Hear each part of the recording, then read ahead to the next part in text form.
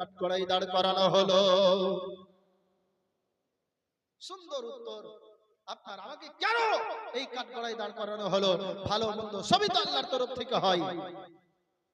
আল্লাহর বিনা হুকুমে কিছুই হয় না, তখন আজকে আমাকে কাঠগড়ায় কেন দাঁড় করানো হলো?